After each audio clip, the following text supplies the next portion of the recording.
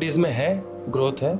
FDs में okay, मेरा again FD falls very low in my list, but I still put a very small क्योंकि बहुत conventional चीज है जो मेरे ख्याल से आज भी जो फादर्स थे वो एफडी में बिलीव करते हैं। अभी वो कहते हैं कि बहुत सारे मीम्स देखे, इनफैक्ट मैंने अभी जब शेयर मार्केट में इतना बड़ा डीप आया कि फादर अपने बच्चों को बोल रहे हैं कि एफडी में इन्वेस्ट कर देते, आज इस स्थिति से बच जाते।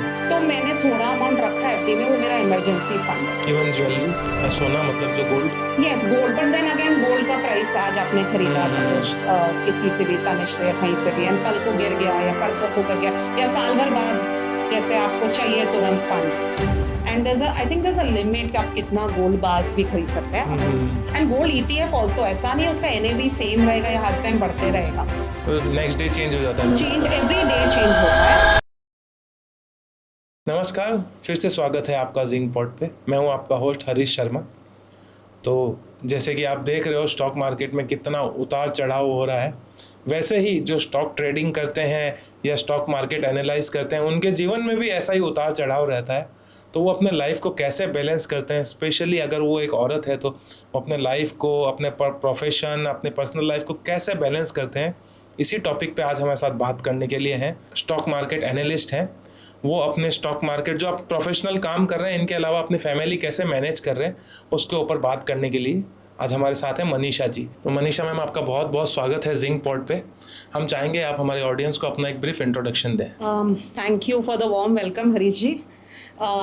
मेरा नाम मनीषा मोहता है और मैं इकोनॉमिक्स ग्रेजुएट हूँ और MBA इन फाइनेंस हूँ from symbiosis Pune, and I have got many years of work experience. और मैं अभी प्रेजेंट में मैं एक पोजिशनल ट्रेडर हूँ, मेरा खुद का प्रॉप बुक है, and I am also a mother of 2 kids. Thank you for that beautiful introduction ma'am. तो हमारी जनता को बताएं आप सरल लैंग्वेज में कि आप करते क्या है। जैसे सबका एक रेगुलर वर्क रहता है, मेरा regular work is connected with the market, और मैं मार्केट में सब कुछ कवर करती हूँ।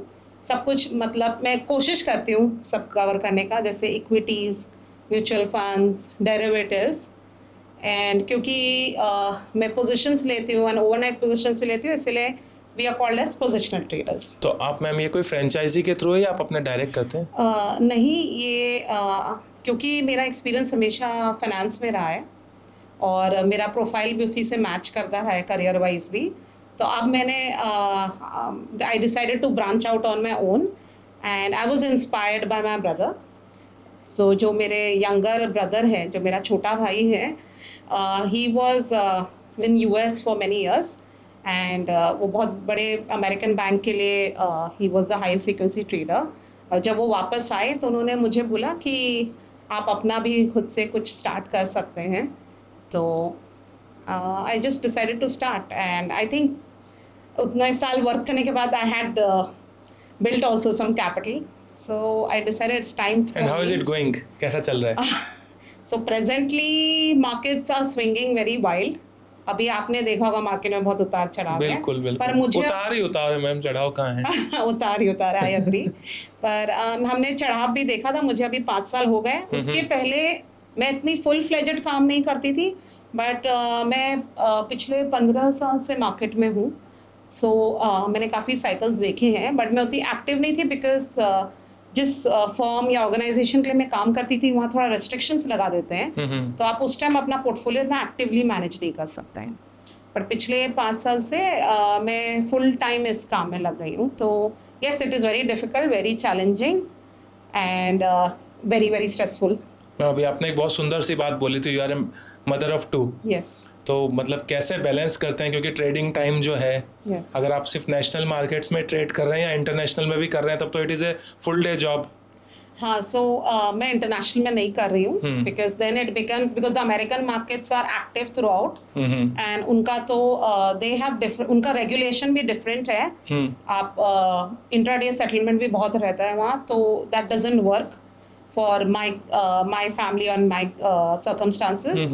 So अभी फ़िलहाल मेरा फोकस इंडियन मार्केट्स पे ही है, तो एकदम परफेक्टली वर्क करता है बिकॉज मार्केट टाइमिंग्स और स्कूल टाइमिंग्स पूरा मैच करता है। Also to balance the family life मैंने वर्क फ्रॉम होम का ऑप्शन चूज़ किया था। ठीक है। तो उसके अपने एडवांटेजेस डिसएडवांटेजेस है, बट आपको देखना पड़ेगा कि आपके परिवार के लिए और आपके लिए क्या वर्क करता है, आपके टेम्परामेंट के लिए भी क्या वर्क करता है। बिकॉज अगर आप खुश हैं तो घर में सब कुछ सही रहता है। तो आप अपने किड्स को भी कोई फाइनेंशियल एजुकेशन दे रहे हैं? सो I'll टेल यू, मेरे बच्चे जो है, बड़ी वाली जो है वो ग्रेड 8 में है, छोटा वाला ग्रेड 5 में है। तो फाइनेंशियल एजुकेशन के पहले मैं बताना चाहूँगी कि मेरे बच्चों को मैंने वैसे फुल इंडिपेंडेंस दिया है कि उनको जो मैं कर रही हूँ वो पाथ फॉलो करने की कोई वो कंपल्शन नहीं है। बट द थिंग आज के टाइम में क्या है कि फाइनेंशियल प्रूडेंस जिसको बोलते हैं कि बच्चों को बचपन से ही सिखा देना चाहिए। बिल्कुल। क्योंकि आगे जाके आप भले ही मार्केट में नहीं काम करो, लेकिन अगर आप daily day to day life है तो आपको एक गोल सेट करना आना चाहिए, आपको अपना बजट मैनेज करना आना चाहिए। तो उसके लिए मैंने बच्चों को if my children do any house work, मतलब कुछ काम करके देते हैं तो उनको ज़रूर मैं कुछ देती हूँ। और फिर मैं उनको बोलती हूँ आप अपना काउंट करिए, या तो आपको बैंक में डालना है, बैंक अकाउंट में मैं डलवा दूंगी, नहीं तो आप अपना एक्सपेंस एंड सेविंग करके आप मैनेज करिए। मतलब बेसिक नॉलेज जो चाहिए उसके लिए आप उनको मेंटली प्रिपेयर कर रहे हैं। सो इसमें भी आई वुड से कि जैसे मेरा बेटा है वो बहुत इंक्विजिटिव है, उसको बहुत पसंद है कि मैं मार्केट्स कर रही हूँ। जैसे अगर सपोज स्क्रीन ऑन है और या टीवी भी ऑन है और उसमें कोई फाइनेंशियल चैनल ऑन है, मतलब नंबर्स आ रहे हैं निफ्टी 50 के, डाउ फ्यूचर्स के, तो वो देखता है कि रेड है ग्रीन है, तो उससे बड़ा इंटरेस्ट है। बट फाइनेंशियल वैसे मैं उनको इतना एडुकेट नहीं कराती हूँ, मुझे उनको ज्ञान नहीं देना है। नहीं, ज्ञान की बात नहीं है। मेरा मतलब हमने अभी बहुत सारे पॉडकास्ट किए और भी पॉडकास्ट फाइनेंस पे, तो हमारा एक बेसिक सा सवाल था कि इंडियन करिकुलम में ऐसा कोई ऑप्शन होना चाहिए कि बच्चों को फाइनेंशियल एजुकेशन एक सर्टन एज से या एक सर्टन स्टैंडर्ड से देनी जानी चाहिए। तो उसके लिए मैं एक पॉइंट ऐड करना चाहूँगी। जैसे मैं मुंबई से हूँ, मेरे बच्चे जिस स्कूल में जाते हैं उसमें वो लोग पेरेंट्स को बुलाते हैं जिनका जिस फील्ड में एक्सपर्टीज है, तो वो पेरेंट्स जाके अपना एक्सपर्टीज शेयर करते हैं। तो सपोज कोई पेरेंट ऑलरेडी फाइनेंशियल बैकग्राउंड से है, सो दे गो एंड शेयर। तो एक तरह का वो लाइव मतलब फिजिकल पॉडकास्ट हो जाता है एंड इंटरेक्टिव रहता है, तो बच्चों को भी एक समझ में आती है कि ऐसा है, लोग करते हैं। But actively I think India के करिकुलम में मैंने ऐसा, क्योंकि मेरे भी किड्स ऑलमोस्ट सिमिलर एज में है। बेटा मेरा अभी 5th में है और बेटी 10th में आई है। तो मैं भी कोशिश करता हूँ उनको कि थोड़ा सा कैसे भी उनको थोड़ा फाइनेंस मैनेजमेंट के ऊपर, जब भी मेरे से जो बन पाता है, जो नॉलेज मेरे को मिलती है आप लोगों से, वो मैं उनके साथ शेयर करने की कोशिश करता हूँ। थोड़ा उनको बेसिक एजुकेशन जो फाइनेंस पे कैसे सेविंग्स क्या होती है और आगे जाके कैसे सेविंग्स आपकी मल्टीप्लाई हो सकती है, उसके बारे में मेरा भी ऐसा इंटरेस्ट रहता है, तो उनको बताऊँ। तो मुझे ऐसा कहीं ना कहीं फील होता है कि अपने करिकुलम में होना चाहिए। Correct Harish ji, and I feel कि मैं इस पर एक और ऐड करना चाहूँगी, and I hope this is helpful to the audience. You have to lead by example. बिल्कुल। तो मैं कोशिश करती हूँ कि मैं उनको ऐसे पेडागॉजी या पढ़ाई के रूप में नहीं बताऊँ, मैं एज अ डेली लाइफ में उसको इनकॉर्पोरेट करती हूँ। तो if I am reading the newspaper, अगर मैं न्यूज़पेपर सुबह पढ़ रही हूँ, then I will share some, if my husband is around तो मैं उनके साथ शेयर करती हूँ कि आज सपोज अभी टैरिफ वॉर चल रहा है, तो मैं वो डिस्कस करूँगी। अब बच्चे सुबह सुबह स्कूल जाने के पहले वहीं बैठे हैं, तो वो लोग सुन लेते हैं और उनको फिर इंटरेस्ट आता है, तो they ask questions. So my job is to explain it to them. और अगर मैं बजटिंग कर रही हूँ या कोई गोल सेट कर रही हूँ, तो मैं कोशिश करती हूँ कि मैं अपने फैमिली में से डिस्कस करूँ। तो आप not as a curriculum but as a routine, और यू लीड बाय एग्जाम्पल, आप अगर ऐसा करेंगे तो बच्चों को इंटरेस्ट आएगा। अब अमेरिका में क्या होता है कि पॉकेट मनी देता है, अलाउंस देते हैं बच्चों को। It's a very independent society, because बच्चों को at the age of 18 they are asked to, they are almost fully independent, I fully think. independent. Yes. So how do the parents वहाँ के कैसे करते हैं, क्योंकि वहाँ आपको इतने हेल्प नहीं मिलते हैं, बच्चे चोर्स में हेल्प करते हैं, they get a fixed allowance, वो उसी से अपना एक्सपेंस बजटिंग सब करते हैं। एंड द पेरेंट्स तभी स्टेप इन करते हैं जब उनको मतलब रियल में दे नीड सम हेल्प और anything, otherwise they let them make some mistakes also. अपने तो मैम यहाँ पे ये कि हम अपने जनरेशन के लिए क्या छोड़ के जा रहे हैं। जनरली अपने यहाँ पे एक Of यही course. यही परसेप्शन यही है कि आज आप भी काम कर रहे हैं तो अपने बच्चों के लिए कर रहे हैं। तो मेरे हिसाब से उसका एक रीज़न ये भी है, if you look at the American society, वहाँ पे सेविंग इंटरेस्ट रेट कुछ नहीं थी एंड इन्फ्लेशन भी नॉन एग्जिस्टिंग थी। तो अभी इन सालों में इतनी चेंजेस आई हैं कोविड के बाद, तो इसीलिए वहाँ एक सेविंग कल्चर वैसे नहीं था। बट आपको अपने जो फिक्स्ड अमाउंट है, सपोज आपका $100 का अलाउंस है, तो आपको अपना लाइफस्टाइल उसमें मैनेज करना रहता था। It was more of a budgeting rather than saving and investing. But in India you have a growing country and fantastic demographic है। डेमोग्राफिक से मेरा मतलब है कि हमारा यंग पॉपुलेशन बहुत है and we have enough workforce. तो यहाँ पे आपका जीडीपी ग्रोथ इतना हाई है, तो आपको आपके सेविंग्स में अच्छा रिटर्न मिलता है। तो वैसे इन्फ्लेशन भी तो उतना ही हाई है मैम अपना। तो इन्फ्लेशन ऑब्वियसली, सो आप वैसा रिटर्न खोजने की कोशिश करते हैं जो इन्फ्लेशन को बीट कर सके। एंड दैट्स व्हाई इंडिया में people are so excited about investing and all, which you may not see in western countries. Ma'am एक छोटा सा क्वेश्चन है, जो आप जो काम कर रहे हैं उसको आज भी अपने जनरेशन या अभी जो वो एज ए पैसिव इनकम ही लेना चाह रहे हैं rather than being a main stream. So I think it's is always a good idea कि आप मार्केट में एक एज अ पैसिव इनकम से ही शुरू करें एंड डिसाइड करें कि आपको ये करना है या नहीं आगे, बिकॉज ये बहुत वॉलाटाइल है। वो तो एविडेंट है मैम, अभी अपन देख रहे हैं न्यूज़। सो अभी क्या हो गया है इंडिया में कि when we think about investment opportunities, मतलब जब हम सोचते हैं कि हम अपना पैसा कहाँ निवेश करें, मल्टीपल ऑप्शंस है, लेकिन अभी करेंटली सबका ध्यान स्टॉक मार्केट पे है, क्योंकि पिछले 4 साल में हमने एक बहुत अच्छा बुल रन देखा है एंड विद द ये जैसे आपकी वन क्लिक ब्रोकर्स के आने के बाद बहुत इजी हो गया है। सबके मोबाइल में अवेलेबिलिटी है, सबके पास स्मार्टफोन है, सबके मोबाइल में अवेलेबल है। बट द मार्केट बहुत वॉलेटाइल है। आपने पिछले कुछ दिनों में देख लिया होगा कि जब से ट्रम्प टैरिफ वार एक्चुअली 7-8 महीने से जो देख रहे हैं, इनफैक्ट मैं बोलूँगी लास्ट ईयर से हम ये नोटिस कर रहे हैं एंड बहुत बार ये अंडर करंट हमें मालूम नहीं चलता है, क्योंकि अगर आपका बहुत एक्सपीरियंस नहीं और आपका सही नेटवर्क नहीं हो तो आपको पता नहीं चलता कि कहाँ रिसेशन आ रहा है, बिकॉज मार्केट के मल्टीपल इंडिकेटर्स हैं। तो लोग क्या है कि खाली मार्केट की तरफ जा रहे हैं because return obviously is high but the risk is also high. But आपके पास और भी निवेश के ऑप्शंस हैं। There is FD, there is PF, gold, property, there is of course gold has done equally, not equally well, not as much as equity, but gold has done well. And gold हमारा हमेशा conventional way of saving ma'am है। Equally नहीं किया, लेकिन risk भी तो कम रहा। हाँ, risk भी, so gold is like a hedge। अभी इतने uncertain environment में जब भी oil prices ने volatile होता है, gold becomes your hedge। Obviously gold has not given very good returns। And gold also specifically would mean not the gold ornaments, जैसे पहले हमारे not the jewelry, not the jewelry, हाँ। Gold is basically either government bonds, it is either the bonds, the ETFs, the Bs or the gold biscuit, okay, raw gold जो है, raw gold जो है with the mark and obviously from the right place। ये jewellery में तो आपका making charge भी हो जाता है, तो ज्वेलरी इज नॉट द, वो पहले जमाने में था कि आप अपना ज्वेलरी देके मॉर्गेज करके, आजकल बैंक्स भी नहीं आ सकते। so it is, अगर कोई गोल्ड में इन्वेस्ट करना चाहेंगे तो मतलब आप यही कहना चाहोगे कि rather than jewellery purchase raw या प्योर गोल्ड जो है, बिस्किट्स। सो अगर आप इन्वेस्टमेंट के पर्पज से कर रहे हैं तो डेफिनेटली ये जो मैंने ऑप्शन दिए हैं, either the gold bonds, and I think gold bonds में अब नए रेगुलेशंस आने वाले हैं, तो it is always a good idea कि आपके पास एक अच्छा फाइनेंशियल प्लानर हो जो आपको एक्सप्लेन करे और आप इस पे रीड अप करो। बिकॉज अभी तक गवर्नमेंट, इंडियन गवर्नमेंट ने सॉवरेन बॉन्ड्स खोल रखे थे, but now I think the restrictions are going to कम।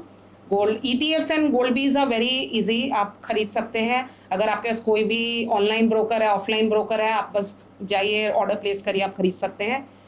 बस आपका टाइमिंग, आप not everyone can time the market. So gold ने इक्विटी से इतना रिटर्न नहीं दिया, बट इट्स अगर आपको डाइवर्सिफाई करना है और खाली एक उस इंस्ट्रूमेंट एसेट क्लास में नहीं रहना, gold is a good option.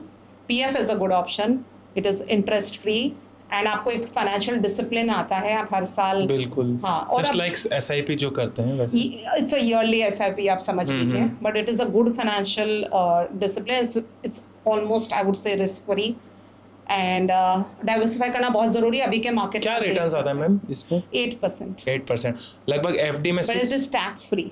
Okay, तो अगर आप उस टैक्स ब्रैकेट में है, सपोज कोई हायर टैक्स ब्रैकेट में है, तो उनके लिए it makes sense. And I am a person who believes in diversification. तो मेरा सारा, मैं काम मार्केट में करती हूँ but I plan and diversify my assets, and as वो फैमिली के साथ ऐसा कॉन्शियस डिसीजन। मतलब डाइवर्सिफाइड पोर्टफोलियो तो आजकल सब कहते हैं कि होना चाहिए। जी, बिल्कुल आपके पास होना डेब्ट चाहिए। फंड्स भी होने चाहिए। इक्विटी में भी there are lot of chapters indeed कि कुछ लोग इंडेक्स फंड में ट्रेडिंग कर रहे हैं, जी, कुछ प्योर इक्विटी लेते हैं जो स्टॉक ट्रेडिंग जो कर रहे हैं, करेक्ट, है ना। कुछ लोग रिस्क जाते हैं, F&O करते हैं। जी।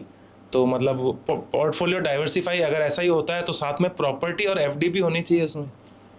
तो प्रॉपर्टी का रिटर्न आप लोग सब देख सकते हैं। The property I don't think so has given, it's a flat return I think, I think- except in tier 3 और 4 सिटीज जहाँ पे कुछ हो रहा है। Property has not, even the rental yield is not that great. वो No. आपको बहुत ध्यान से दैट इज ए लेना होगा। गिमिक मेरे ख्याल से, जो ये आजकल ऐड करते हैं ना कि आप इतना इन्वेस्ट कर दो आपको इतना रेंट गारंटीड है, दैट इज ए गिमिक। क्योंकि रेंटल इनकम अगर आप देखो हर तरह से तो टैक्सेबल जी, है ना। प्लस लोग इस चक्कर में मेरे ख्याल से EMI पे प्रॉपर्टीज ले लेते हैं, हाँ, EMI पे प्रॉपर्टीज ले लेते हैं, फिर EMI भरते रहते हैं। जी। जो रेंट आया उससे तो EMI चले, तो नेट यील्ड तो मेरे ख्याल से कुछ है नहीं उसमें, जब तक कि आपके पास आपका खुद का पैसा नहीं पड़ा उससे आप प्रॉपर्टी में जी, इन्वेस्ट कर। बिल्कुल। कि आपको ऐसा लगता है कि अब मैंने पूरा फाइनेंशियल एसेट में इतना डाल दिया है, डेट में भी डाल लिया है, और डेट मींस मैम डेब्ट फंड्स के बारे में अपन एक अलग से बात करेंगे, क्योंकि हमने पहले जो भी पॉडकास्ट किया हमने कभी भी डेब्ट फंड्स के बारे में बात नहीं किया। मुझे लगता है ऑडियंस काफ़ी इंटरेस्टेड होगी, बहुत जनों को नहीं पता होगा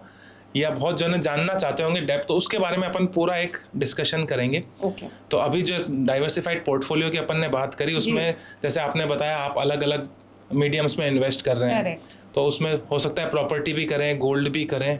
जी, तो अब ये इसमें बहुत पर्सनल प्रेफरेंस की बात है। बिल्कुल। I don't like property, and specially मैं बॉम्बे में रहती हूँ, हाँ, मुंबई बिल्कुल में रहती हूँ।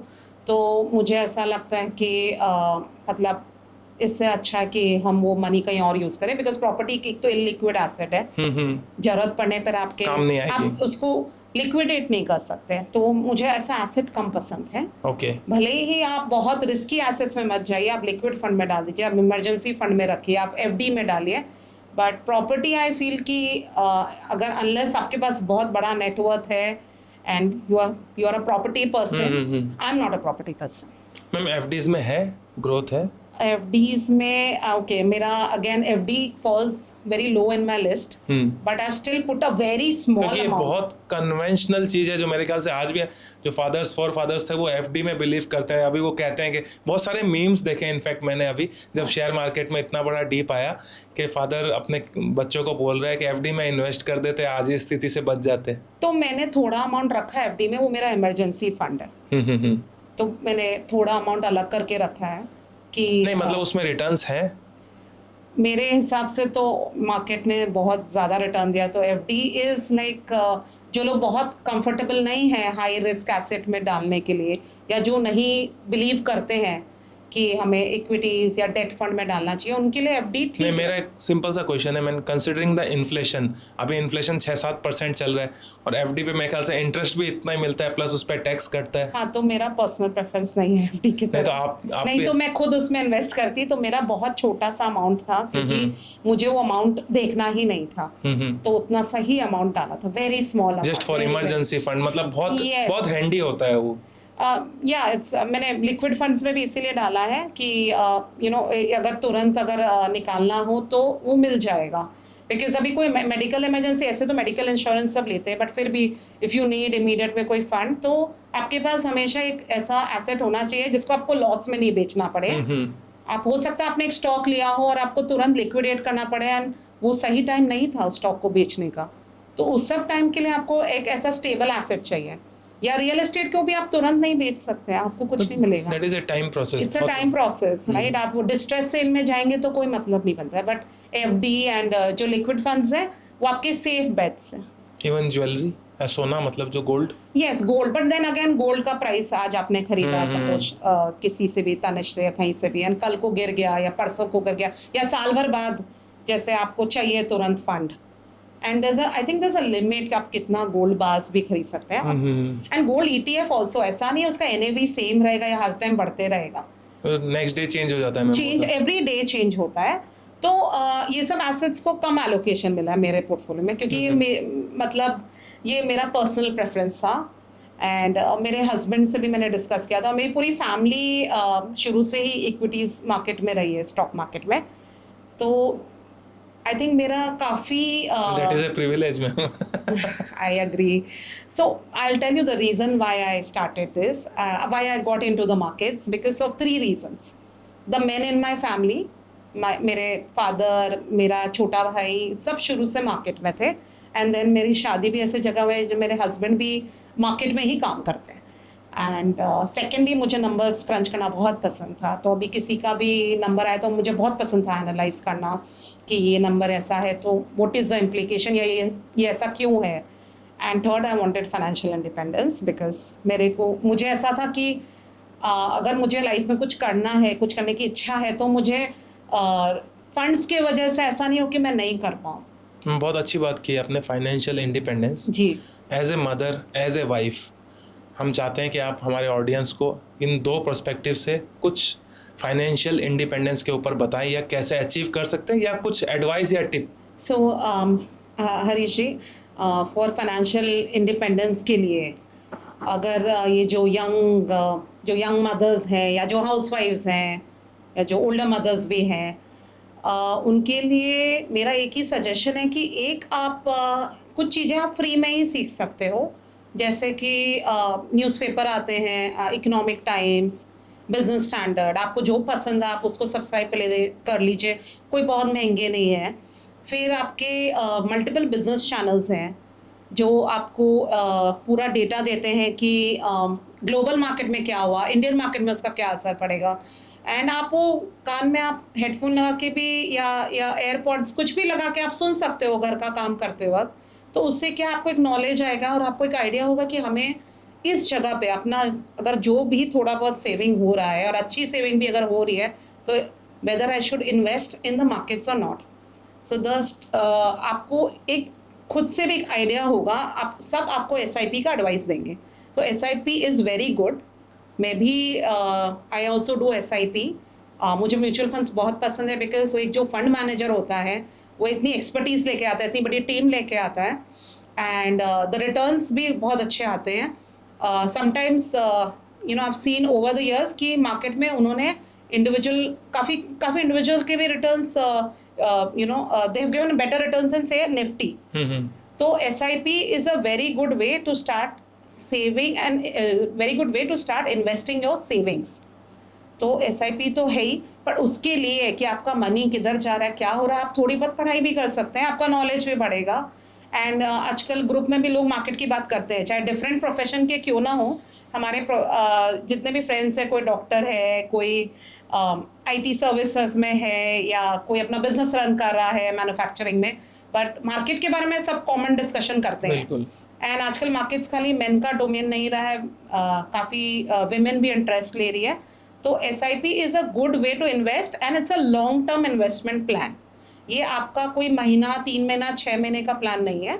आपको कंटिन्यूसली हर महीने जो भी आप अमाउंट सेव करते हो उसमें डालिए, और it's a long term process. तो ये आपको मान के चलना होगा, ये 5 से 7 साल का प्रोसेस है, पूरा एक साइकिल होता है मार्केट का।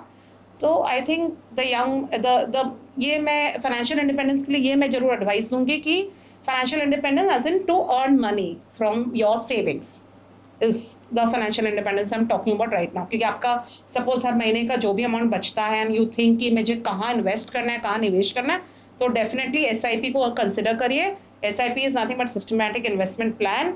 Many mutual funds houses they run it, बड़े बड़े म्यूचुअल फंड हाउसेज। एंड उसके लिए आपको कौन सा फंड चूज़ करना है, उसके लिए मैं सजेस्ट करूँगी आप ये कुछ चीज़ें तो फ्री में कर सकते हैं। Reading newspaper, listening to business channel जैसे जी बिजनेस है, CNBC आवाज़ है, या आप इंग्लिश बिजनेस चैनल सुनते हैं तो आप वो सुन सकते हैं। तो उससे आपका नॉलेज एंड स्किल बहुत बढ़ेगा, because then you are aware about the current affairs and you are able to take a good decision. Also there are India में कुछ स्टार्टअप्स हुए हैं, जैसे Millennium Mums, they help the mothers, millennium moms करके, they help the mothers learn, understand this investment opportunities. वो बहुत ज़रूरी है, क्योंकि as women हमें हमारा सेफ्टी सिक्योरिटी बहुत ज़रूरी है।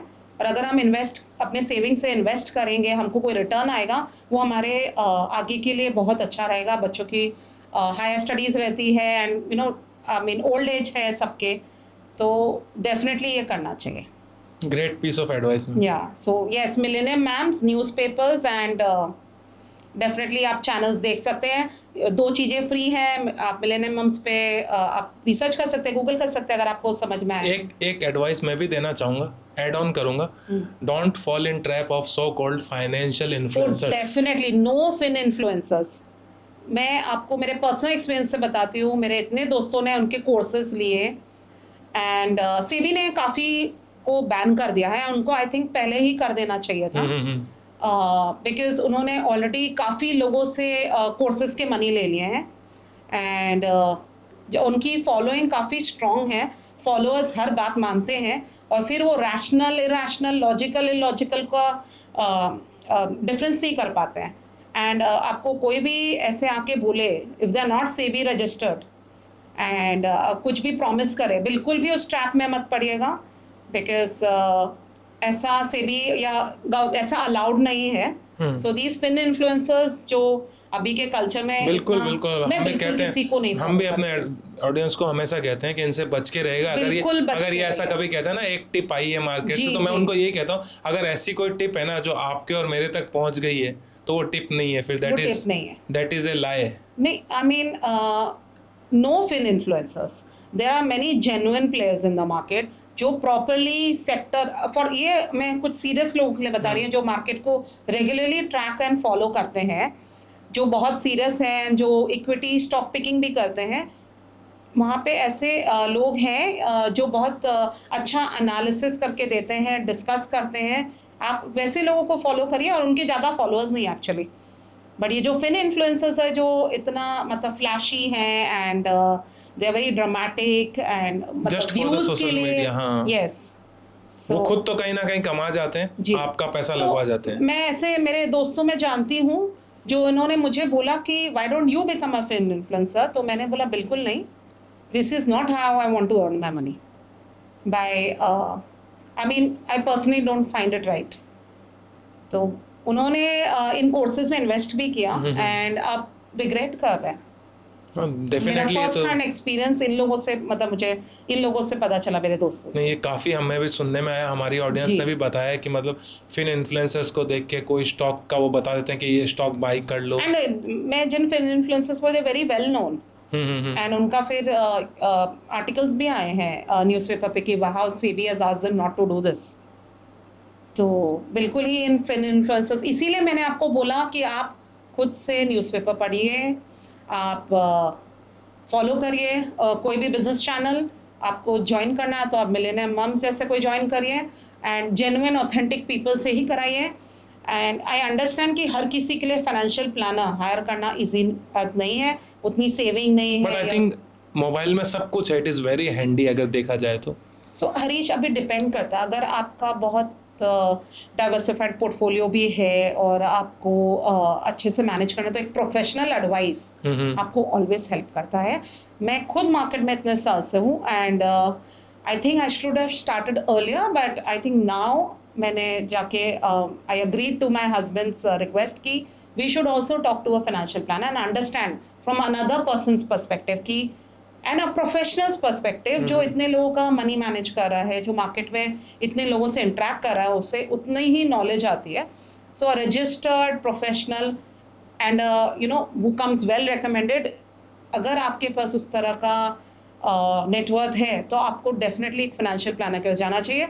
बट हैविंग सेड दैट, किसी के ऊपर आप ब्लाइंड ट्रस्ट नहीं कर सकते हैं, आपको अपना खुद का कंसाइंस भी होना चाहिए। कंसाइंस से आपका खुद का एक स्टडी करने का एबिलिटी होना चाहिए कि आप एक आपको एक आइडिया होना चाहिए कि डे टू डे मार्केट में क्या हो रहा है। आई एम नॉट सेइंग आप एनालाइज करो ये करो, बट आपको खुद से भी फॉलो करना चाहिए because it is your money at the end of the day.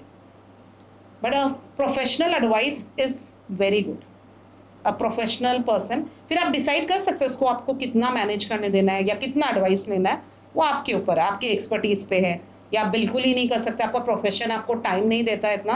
But no matter what, आपको डेली में आधा पौन घंटा तो आइडिया होना चाहिए मार्केट में क्या हो रहा है। एंड आप then you will again lead by example, क्योंकि मैं ये सब देखती हूँ, रीड करती हूँ, तो बच्चे ऑटोमेटिकली हरीश आपका ये क्वेश्चन का आंसर आ जाएगा, you lead by example. In fact मेरा अगला जो क्वेश्चन है ना वो भी कहीं ना कहीं यहाँ से रिलेट करता है, अबाउट रिस्क मैनेजमेंट। ओके, आप कैसे मैनेज करते हो मैम? देखिए, आप जो जॉब कर रहे हैं, आप जो आपका जो भी प्रोफाइल है, आपका पोर्टफोलियो है, तो उसमें बहुत हैवी रिस्क इन्वॉल्व है। तो आप रिस्क मैनेजमेंट कैसे करते हैं, या क्या सेट ऑफ माइंड क्या है? सो मैं मेरे ब्रदर से बहुत इंस्पायर्ड हूँ। वो IITian है और उसने फिर US में कार्नेजी मेलन से क्वांट स्टडीज़ की है।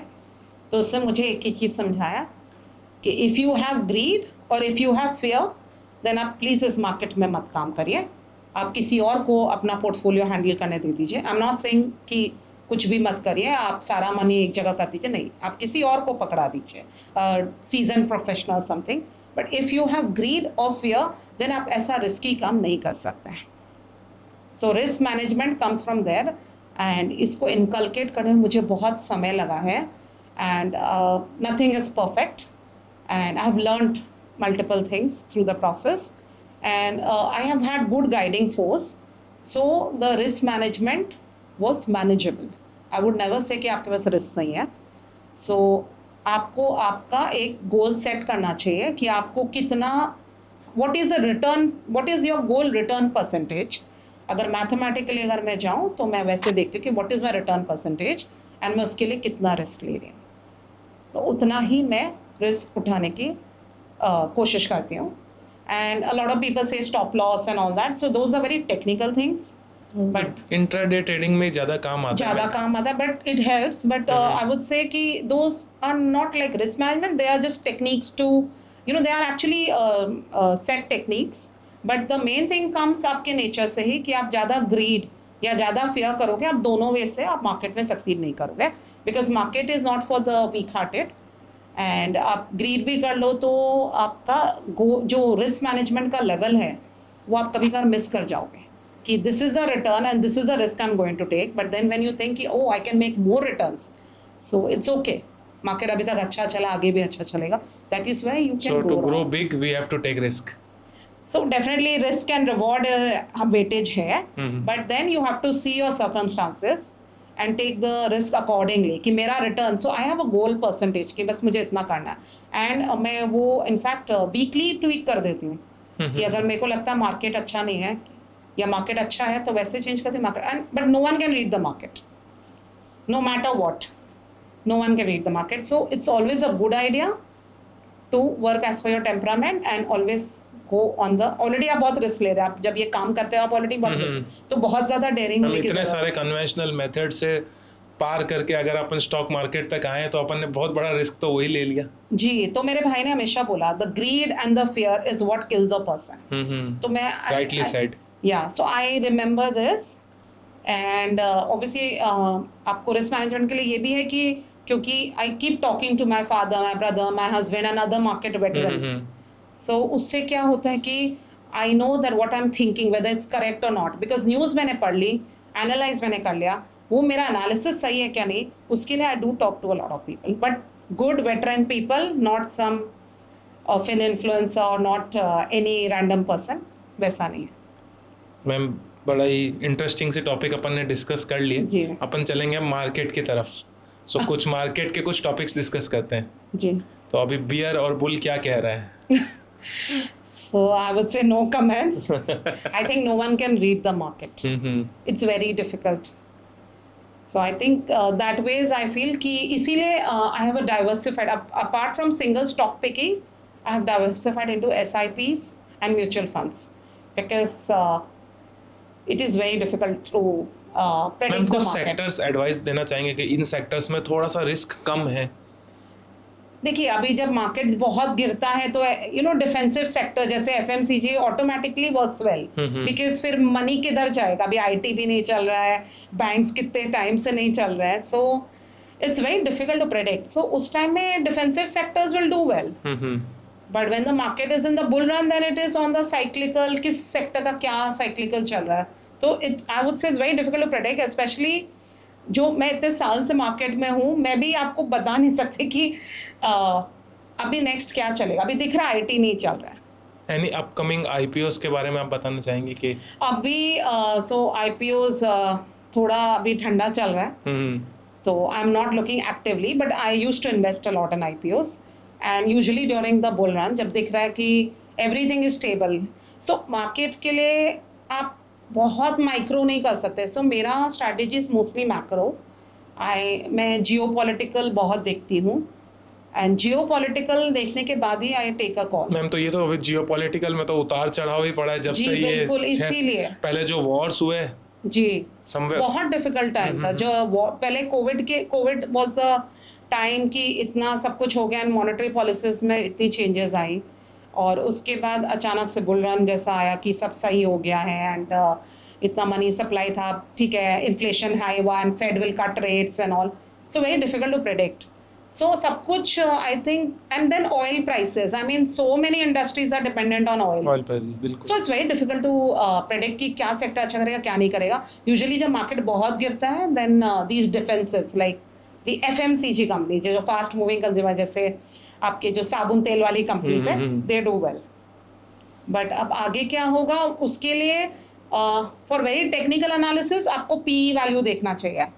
जैसे अभी व्हाट इज PE वैल्यू, किस सेक्टर का कहाँ है, आई मीन IT का किधर है, because everything is so highly valued right now. तो कहीं मतलब आप अल्टीमेटली कहीं ना कहीं ये भी करेक्शन ही है जो हुआ है. अगर आप कह रहे हो सब कुछ बहुत high, very high value, so why should I go and cherry pick, like इतनी कंपनीज हैं एंड सब कुछ आप लार्ज कैप में नहीं डालना चाहते हो, बट बाकी कंपनीज को आप कितना एनालाइज करोगे. तो इसके लिए it's a good idea to start SIPs, whether be it small cap, mid cap, flexi cap. So SIPs and mutual funds. Mutual fund is like, आप म्यूचुअल फंड में या तो डायरेक्ट एक बड़ा लमसम अमाउंट डाल सकते हैं, या आप मंथली इन्वेस्ट कर सकते हैं. जैसे जिनकी मंथली सेविंग है और जिन्होंने अपना डीमैट अकाउंट या कुछ खोला, because it's very easy now, very easy.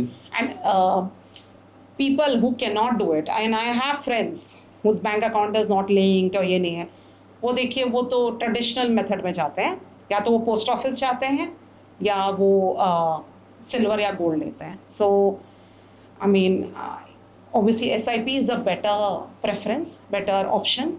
Risk free option. No, it's not. If you have to invest in an SIP with a very long term perspective. मैंने जैसे पहले बोला 1 महीना, 6 महीना, 10 महीने, no. Market is not for short term. Yes, I'm talking about years. आपका suppose एक गोल है बच्चे को आगे ये पढ़ाना है, start the SIP and it's never late. मैंने भी काफ़ी लेट स्टार्ट किया SIPs बिकॉज मुझे मेरे स्टॉक पिकिंग एबिलिटी पे बहुत ज़्यादा भरोसा था. But I think SIP was the right thing to do at that time. And those who are very aggressive, those who are good at picking stocks, जो small cap में भी उठा सकते हैं, SME में भी, मतलब SME is even smaller than small cap. जो अभी लास्ट इतने SME IPOs आए थे, people have made money. I'm not saying that. But उसके लिए आपको एक अलग लेवल ऑफ एक्सपर्टीज चाहिए. मैम, एक पर्टिकुलर चीज़ मैं डिस्कस करना चाह रहा हूँ. ये बहुत आजकल जैसे सोशल मीडिया पे भी आ रहा है कि बहुत लोगों को F&O फ्यूचर्स में जा रहे हैं, जबकि मेरे ख्याल से it is almost like gambling. Yes. तो मतलब क्या एडवाइस देते हैं आप जो F&O के तरफ जा रहे हैं या जाना चाह रहे हैं उनको? तो अभी तो सेबी ने बहुत डिफिकल्ट कर दिया, तो हर कोई नहीं जा सकता. It's mostly the high net worth individuals who have that kind of a capital, या फिर ये जो बैंक्स हैं, मेजरली तो बैंक्स ही कर रहे हैं, या बड़े बड़े फर्म्स, जैसे सपोज आजकल फाइनेंशियल प्लानर्स भी करने लगे हैं, उनके पास एक बड़ा AUM हो गया है, and if some clients agree and they give the permission, तो वो लोग करते हैं F&O. तो अब क्या है कि रिटेल इन्वेस्टर के लिए तो F&O बिल्कुल ही ऑफ हो कर रहे हैं ना, देखते हैं मोबाइल पे भी आजकल यंग. तो यूजुअली आप क्या करते हो, आप पुट एंड कॉल बाय करते हो. It's not a good strategy until unless you know कि मार्केट किस डायरेक्शन में जा रहा है, which is very difficult to predict. मैं मार्केट प्रेडिक्ट करना इतना बड़ी बात है, और वो उस एक दिन में या जो एंडिंग सेशन है उसमें वो सेबी का सर्वे भी आया था, इतना रेगुलेशंस क्यों हमने पढ़ा था कि because 97% have lost their money and only 3% have been able to make it, and 3% में भी very few are there who have consistently made more than 3 lakhs a year. So I mean फिर वो 3% I think mostly वो बड़े वाले players रहते हैं, जैसे आपने बताया HNI या जिनके पास एग्रीगेटेड सम ऑफ मनी पड़ा है, वो ही कर रहे होंगे. एंड यूजुअली बैंक्स तो देखिए अमेरिका में तो सब बैंक्स करते हैं. तो ओके, सो सेबी ने उस तरह से कुल मिला के it is not a good idea ना. आप पुट कॉल बाय करें just for the fun, then it's not a good idea. आप SIP करिए ना, क्योंकि जो सेबी का डाटा आपने बताया, हमने भी थोड़े दिन पहले देखा था जी, जी। कि 97% of people who are investing in F&O या जो F&O में जी, जी। गैम्बलिंग कर रहे हैं, they have made losses. So F&O में अगर आप गैम्बलिंग कर रहे हो, it's not a good idea. अगर आप you are working as a reinsurer, then it requires a different skill set. So that is what मेरे भाई ने मुझे हमेशा सिखाया कि if you work as a reinsurer and if you do not have the fear and the greed, you can continue working. But unfortunately, it's very difficult to build that kind of a discipline. Other better option में जैसे index trading को काफ़ी अच्छा बताते हैं। I would say कि अगर आपका ये फुल टाइम वर्क नहीं है, एंड स्पेशली अगर मैं ये हाउसवाइफ्स के लिए या मदर्स के लिए बोल रही हूँ, जिनके लिए बहुत डिफिकल्ट है इतना स्ट्रेसफुल लेना. अगर आपका जॉब है तो आपका, या आप जो भी सेविंग कर रहे हैं, it's always a good idea. या तो आप SIP करिए, या आपके पास बहुत अमाउंट है तो आप एज अ फैमिली आपको एक फाइनेंशियल प्लानर हायर करना चाहिए. And I don't want to promote a financial planner. मैंने काफ़ी साल बाद मेरे को खुद को बहुत रेजिस्टेंस थी इस बात में, बट मुझे लगता है कि it helps.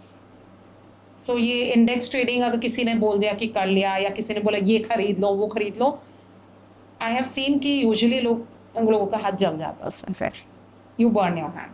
But index trading amongst all is a safer bet than going for individual stocks and then going for riskier bets.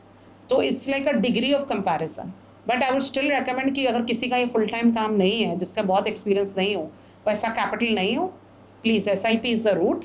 And also consider other options because banks also need deposits. So अभी क्या हो रहा है कि अभी Morgan Stanley का सर्वे आज ही मैं देख रही थी कि डबल डिजिट में लोग फाइनेंशियलाइजेशन कर रहे हैं. मतलब सब कुछ मनी अगर इक्विटी मार्केट में जाएगा तो वो तो प्रोडक्टिव नहीं है ना. दैट्स लाइक आप खरीद रहे हैं स्टॉक शेयर्स खरीद रहे हैं किसी कंपनी का, and you are being promoting that company to do some work, but banks also need deposit. Loan कैसे जाएंगे? आई मीन डिपॉजिट आता है बैंक में तब लोन्स जाते हैं, राइट? तो अब सारा मनी, आप सारे अंडे एक बास्केट में नहीं रखोगे, तो वैसे आप सारा मनी एक जगह हाई रिस्क इन्वायरमेंट में नहीं रख सकते हैं. And obviously you have to build your goals. तो मैं बोलूँगी कि आपके ऑडियंस को बिल्ड योर गोल. क्या है आपका गोल? कि मुझे ओल्ड एज तक इतना रुपए चाहिए, मेरे बच्चों की पढ़ाई का इतना चाहिए. मैरिज तो आई डोंट नो आजकल लोग क्या करते हैं. जैसे कोई कुछ किसी को हाउस खरीदना है, प्रॉपर्टी लेनी है, कुछ लेना है, गाड़ी लेनी है, या खुद के रहने के house. I am not talking about investing. तो you should build your goal. तो उस गोल के लिए कितना रिटर्न चाहिए और उसके बेसिस पे आप कितना रिस्क ले सकते हो आपकी एज के हिसाब से, आपके प्रोफाइल के हिसाब से. तो वैसे वर्क करना चाहिए. ये आप खुद से भी कर सकते हो, आप प्रोफेशनल हेल्प भी ले सकते हो. तो मैम आप कैसे मैनेज कर रहे हैं? मतलब एक ये हाई प्रेशर कैरियर है ये, और साथ में फैमिली रिस्पॉन्सिबिलिटीज है जी. तो कैसे मैनेज कर रहे हैं? हमारे ऑडियंस को भी बताया, मैं भी जानने का इच्छुक हूँ कि आप कैसे मैनेज कर रहे हैं. So Harish ji, it's a balancing act, and हर टाइम बैलेंस नहीं होता है. एग्जैक्टली. तो किसी दिन किसी का हाई रहता है पलड़ा, किसी दिन किसी का हाई रहता है. बट क्योंकि थोड़ा ये रिस्की वर्क है and I have to be in front of the screen for long hours, तो ऑब्वियसली मैं कोशिश यही करती हूँ कि इसको प्रायोरिटी दूँ. तो उसके लिए मुझे क्या करना पड़ता है कि so there are 2 things I follow. एक तो है मैं बहुत प्लानिंग करती हूँ. मील प्रेप्स एज इन पूरे दिन का खाना पीना क्या है, तो मैं एक रात पहले ही कर लेती हूँ. और एक रात क्या, मैं 2 रात पहले कर लेती हूँ कि अगले दिन कुछ सामान मंगाना तो मैं पहले ही मंगा लेती हूँ. तो दैट हैज़ हेल्प्ड. इट थोड़ा सा लोड कम होता है उससे. दूसरा, I ask for help. So I have ask for help even from family members. I mean, I have helpers at home to help me so that I can work. But I ask for help from family members also. चाहे बच्चे हो, चाहे मेरे husband हो. If he is not traveling, I ask for help. कि कोई week मेरा बहुत स्ट्रेसफुल जा रहा है तो I ask for help. तो ये 2 चीज़ ज़रूरी है. So planning in advance. So अभी जैसे I'll give an example. जैसे मेरे यहाँ पे हमारे यहाँ पे एक बुधवार मार्केट होता है जिसमें सारी फ्रेश फ्रूट्स एंड वेजिटेबल्स मिलती है. तो मैं विद इन मार्केट लिस्ट नहीं बनाती, मैं पहले से एक दिन पहले से ही बना के रखती हूँ. प्रीवियस वीक का लिस्ट कंपेयर कर लेती हूँ. तो सब कुछ प्लान्ड चलता है, एकदम रूटीन बेस्ड. तो कोशिश वही रहती है. एंड थर्ड, एक जन ने मुझे काफ़ी, मैं अच्छे लोगों से मिलती रहती हूँ, तो उन्होंने मुझे एडवाइस दिया था. Wise person once told me, you can't have it all, you have to let go. Sorry, not that you can't have, you have to let go a bit. थोड़ा स्टैंडर्ड लोअर कर दीजिए अपना, कि हर time हर चीज़ आपके expectation या आपके requirement के हिसाब से नहीं होती. तो उसको मेरे को एक्सेप्ट करने में बहुत टाइम लगा है. बट मैं धीरे धीरे हर दिन कोशिश करती हूँ कि लेट इट गो. आज कुछ नहीं हुआ है तो लेट इट गो। इट्स तो ग्रेट पीस ऑफ एडवाइस में मैं ख्याल से सबको ये अपनी लाइफ में कहीं ना बहुत कहीं डिफिकल्ट है फॉलो करना, वेरी डिफिकल्ट।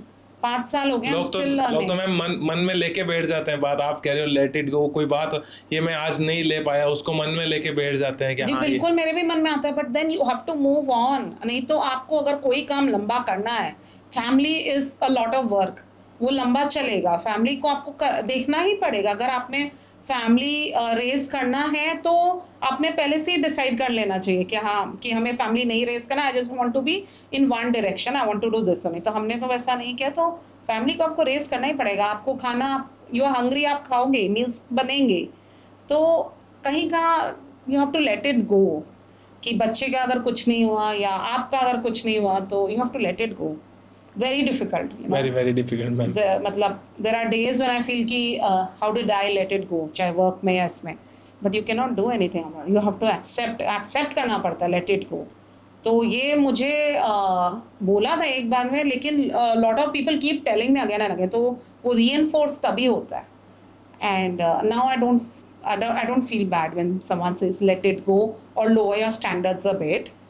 देखिए, आपका कभी भी ऐसा नहीं हुआ कि सब कुछ आपके हिसाब से हो, चाहे आप जैसे अभी इन लॉज के यहाँ हैं या कुछ, people will not understand, so and it is not their job to keep understanding your problems, so you have to let it go, like it's okay.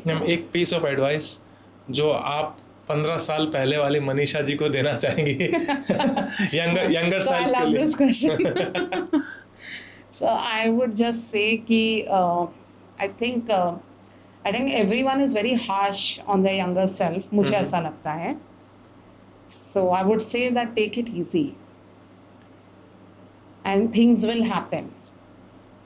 You just have to take it easy, and don't be so hard on yourself. उस time भी, अभी भी और आगे भी.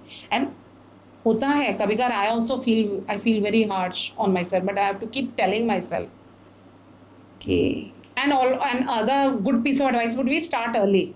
जो आपको करना है, you start early। आपको SIP करना, कुछ भी करना है, सी आजकल क्या है, आपके पास बहुत कोर्सेज की ऑप्शन है, और जैसे मैंने बोला, आप न्यूज़पेपर ये वो, आप अच्छे लोगों से डिस्कस करके you will get an idea कि हाँ, मुझे I need to start early. So I know a lot of youngsters जिन्होंने ऑलरेडी ये सेविंग एंड एंड स्कूल्स कैसे हैं, जैसे मैंने आपको बताया कि they have parents over to discuss their field and all, तो बच्चे सीखते हैं।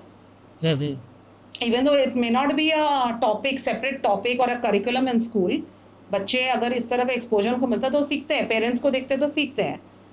तो just start early, I mean, and it's never too late. Even if you have not started early, it's never too late.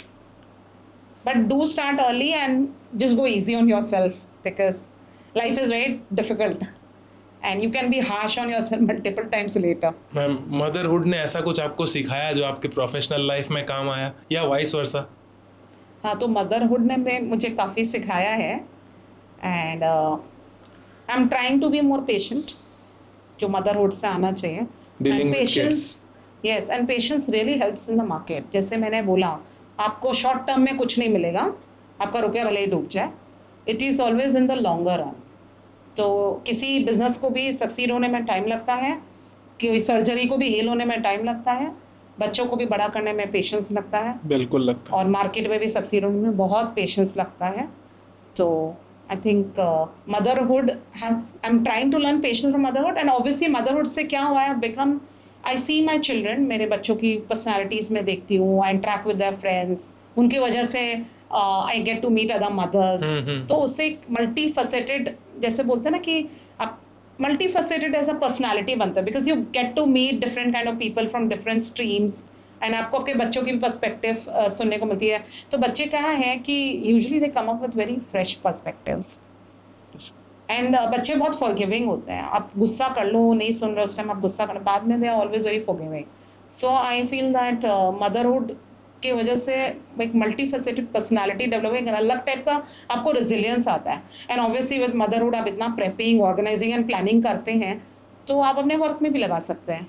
सो मैं I write down everything, all the, as I said, पूरा list बनाती हूँ मैं, तो मैं बच्चों के classes भी I write down a day before. Okay. तो वो चीज़ आप अपने वर्क में लगा सकते हो, which I am trying to do, because क्योंकि मैं इतने सारे कंपनीज को एनालाइज करती हूँ, तो I try to put it in the Excel और वर्ड, तो वो आप यूज कर सकते हैं। और कोई अगर वर्क में ये यूज कर सकता है तो वो मदर में writing down is always a good idea, चाहे irrespective of the field. best thing, and I think I would have told my younger self that why didn't you write down. This is actually the greatest piece of advice that I got from my husband and a lot of other people. Lot of successful people, they write down. The journal, they write down. So in fact अपना पूरा दिनचर्या लिख देते हैं वो। हाँ, तो मेरे को नहीं लगता इतना दिनचर्या सबका इच्छा करता हुआ, लेकिन हाँ, you can always write down what you have to do next day. I tell my kids कि एटलीस्ट ग्रैटिट्यूड लिख लो कि आपके लिए क्या अच्छा रहा है, because in today's world when you see Instagram and all, तो लोगों को लगता है कि where am I am not doing well. ऐसा नहीं है, किसी का भी लाइफ इतना परफेक्ट नहीं है। So if you write down whatever good happened with you, if you plan 2 days before, so this motherhood, this work, I think one thing that I've learned is that plan ahead and write it down. Very important. So ma'am, what's next personally and professionally? So personally, next for me would be I would like to focus a lot more on my health, because ये work काफ़ी stressful है and इतना उतार, आप जैसे बोले उतार ही उतार है और चढ़ाव भी होता है, तो एक तरह का ना एड्रेनलिन रश आता है इस वर्क में। बिल्कुल। तो and I know lot of people who do other work also, वो लोग इतने थक जाते हैं ट्रैवल करके, इतनी मीटिंग्स करके, ट्रैवल करके। सो सभी के लाइफ में स्ट्रेस फैक्टर तो है, या बिजनेस में किसी का वर्किंग कैपिटल का कुछ चल रहा है तो सभी के लाइफ में स्ट्रेस है। तो personally for me I would like to focus मेरे हेल्थ पे, I would love to focus more on my health, because बच्चे भी अब बड़े हो रहे हैं। And I again would like to say I would like to lead by example. I want to show them कि मेंटल एंड फिजिकल वेलबींग बहुत important है। Money is very important, but mental and physical wellbeing is also important. तो and that you can try and work on yourself as well as your work. तो ये बहुत ज़रूरी है मेरे लिए। ऑल्सो आई थिंक मेरे बच्चों को रीडिंग की बहुत अच्छी हैबिट है, और मेरे husband he also loves to read, my brother reads a lot, and I seen like my mother would read. So मेरे आसपास लोग इतना रीड करते हैं। So apart from this financial newspapers, I would also like to pick up something and read and build it into a habit. It is a very it's a very calming and it's a very good way to relax. And professionally, yes, I would love to do more podcast and and professionally, so you have taken the right step already. Yeah. So and professionally, of course, it's very important to upskill yourself. जैसे अभी नया regulations जो आए हैं SEBI के, you have to keep upskilling. That's why I mentioned कि आपको ये habits build करने हैं about reading and about since I also read a lot of reports, research reports and all, and I do have access, thankfully. So I'm able to read, and I would like to keep upskill myself. My next step professionally would be to go a step ahead, maybe take up a course further to upskill. So yes, it's true. आप इतना पढ़ाई कर लिया पहले, लेकिन with the changing environment, changing market, a lot of new things come up. तो जरूरी नहीं आप market के लिए करो, आप legal compliance भी सीख सकते हो if you have the time. The time is of essence. So my wish would be to incorporate reading and upskill myself. So I hope my husband listens to the podcast and signs me up for a good course. आप उनको जरूर बोलना हमें follow करें पहले।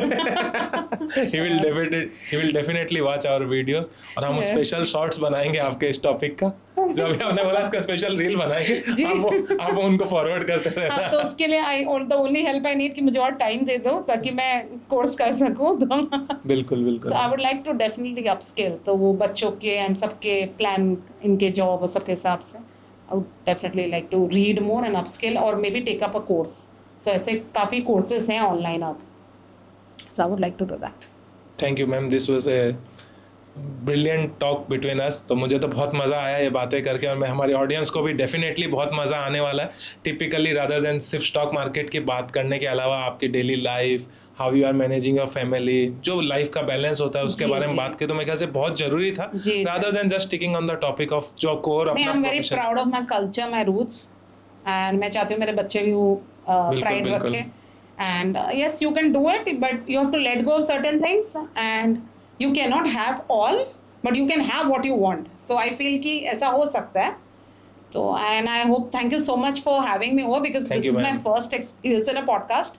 Even though I listen to podcasts, whenever something happens, I listen, but this is my first time experience. So thank you so much for having me over and giving me this opportunity. Thank you ma'am. Thank you.